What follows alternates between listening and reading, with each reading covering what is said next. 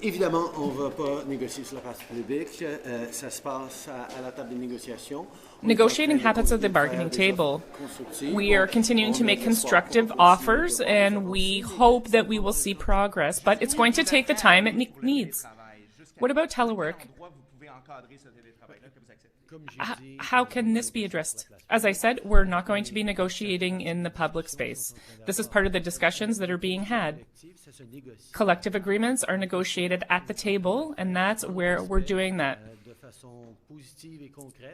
in a positive and concrete way. Obviously, there are going to be ups and downs, and that's natural in negotiations when they're serious. But we encourage everyone at the bargaining table to continue to negotiate in good faith.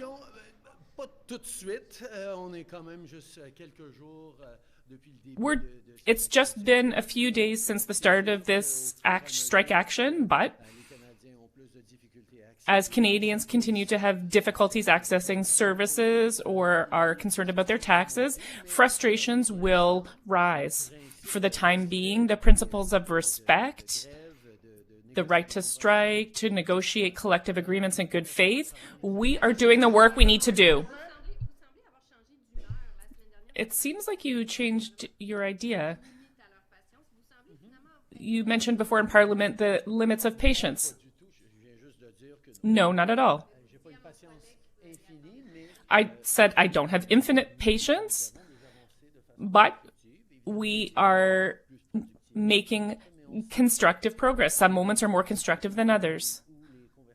But we are on a path when conversations are more or less positive, and a little bit more in recent days, and we're going to continue to do the work. There are no shortcuts. We need to respect unions. Just got a handle on things like the passport backlog and trying to make headway on immigration backlog, and now there's the risk that it starts all over again.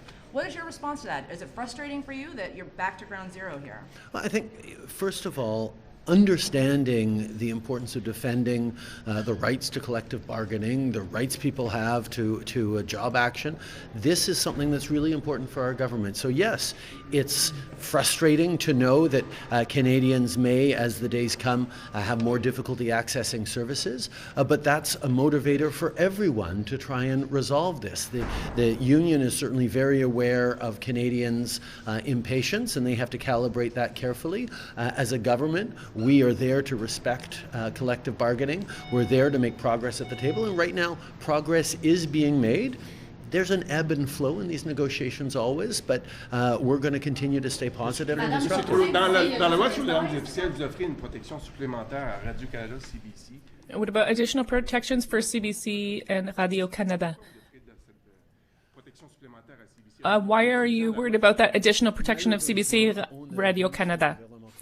Unfortunately, we've seen under the Conservative government of Mr. Harper that there were attacks against CBC and Radio-Canada.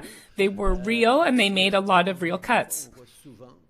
Once again, we often see that Conservatives do not necessarily like journalists to do their work independently. Canadians across the country rely on CBC and Radio-Canada for information. In addition, there's a component of new local areas provided by these two institutions. And so Pierre Poilievre and the Conservatives continue to attack this local news.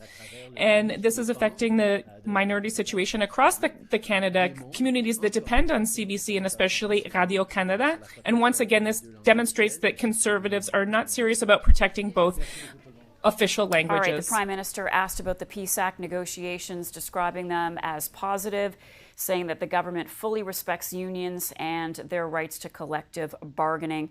Of course, we'll continue to monitor what happens with PSAC throughout the morning. There is a news conference coming up at 12:30 Eastern Time from PSAC.